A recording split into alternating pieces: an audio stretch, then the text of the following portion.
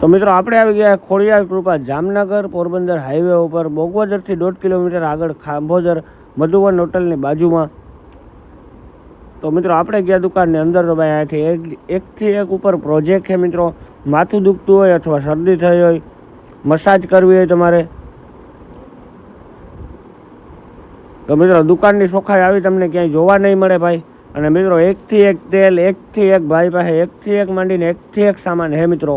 અહીંયા તેલ છે, પરફ્યુમ હે, અંતર આપણે શુદ્ધ ગુજરાતીમાં કહેવાય તો અંતર હે મિત્રો.